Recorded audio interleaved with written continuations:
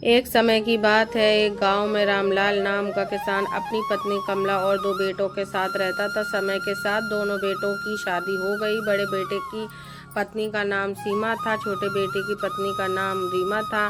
शुरू के कुछ महीने सब ठीक चल रहा था, घर में हंसी खुशी का माहौल था। लेकिन धीरे धीरे जेठानी सीमा और देवरानी रीमा में खटपट शुरू हो गई। सीमा, जो बड़ी बहू थी, खुद को घर की मालकिन समझने लगी। वह हर बात पर हुक्म चलाती। रीमा पानी लाओ, रीमा आटा गूंद लो, रीमा झाड़ू लगा दो। रीमा चुपचाप सब काम करती रही। वह सोचती घर में शांति बनी रहे तो अच्छा है। पर सीमा की चालाकी, सीमा बहुत चालाक थी। वह घर में आने वाले हर मेहमान से कहती, अरे ये छोटा परिवार है, सब काम मैं ही करती हूँ। इसलिए मेहमान उसकी बातें सुनकर उसकी तारीफ करते और रीमा की मेहनत अनदेखी रह जाती। रीमा दुखी होती पर सहन करती रही। देवरानी की चुप्पी और समझदारी। रीमा कम बोलने वाली थी, वह किसी से उलझती नहीं थी। घर के बड़े बुजुर्ग उसका सम्मान करते थे क्योंकि वह हमेशा नम्रता से पेश आती थी। एक दिन दादी ने रीमा से कहा, बेटा तू बहुत सीधी है, पर ये मत भूल चुप रहना भी कभी कभी नुकसानदायक हो सकता है। रीमा ने सोचा कि सच में अगर वह हर बात चुपचाप सहती रही तो सीमा और भी सर चढ़ जाएगी। घटना जिसने सब बदल दिया।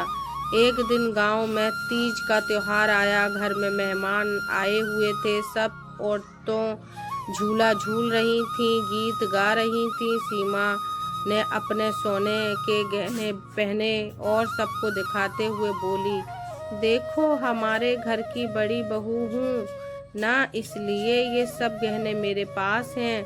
फिर रीमा की ओर देखकर बोली, और ये हमारी छोटी बहू है, इसे तो अभी बच्चों की देखभाल करनी है, गहने पहनने का क्या काम। रीमा को बहुत बुरा लगा लेकिन उसने जवाब नहीं दिया। रात को जब सब सो गए, रीमा ने सोचा अब वक्त आ गया है सच्चाई सबके सामने लाने का। अगले दिन सुबह रीमा ने सारा काम जल्दी निपटा दिया। फिर उसने सास ससुर को बुलाया और कहा, अम्मा, बाबा, मैं आपसे कुछ कहना चाहती हूँ। सीमा भी पास बैठ गई। सोच रही थी कि ये फिर से कोई शिकायत करेगी, लेकिन रीमा ने शांति से कहा, मैंने इस घर को हमेशा अपना माना है। मैंने कभी काम से पीछे नहीं हटाई, पर जिठानी हर जगह अपना नाम लेती हैं। लोग समझते हैं कि घर की सारी जिम्मेदारी वही निभाती है। सास ससुर चुपचाप सुनते रहे।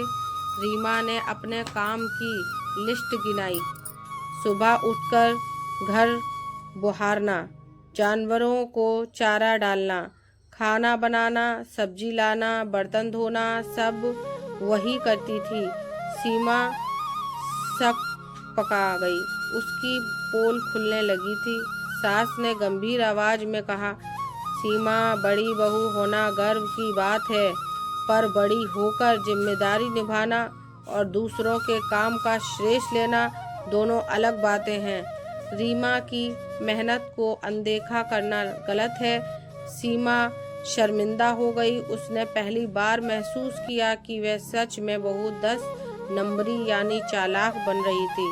उस दिन के बाद सीमा का व्यवहार बदल गया। उसने सीमा से माफ़ी मांगी और दोनों ने घर का काम मिल बांट कर करना शुरू किया। धीरे धीरे घर में फिर से शांति लौट आई। दोनों भाभियों के रिश्ते में मिठास था। फ्रेंड्स, हमारी ये कहानी चटपटी आपको पसंद आई हो तो हमारे चैनल को सब्सक्राइब करें, वीडियो को लाइक करें, ज़्यादा से ज़्यादा शेयर करें, अपने दोस्तों के साथ शेयर करें और हमारी ये चटपटी वीडियो के साथ मज़े लें।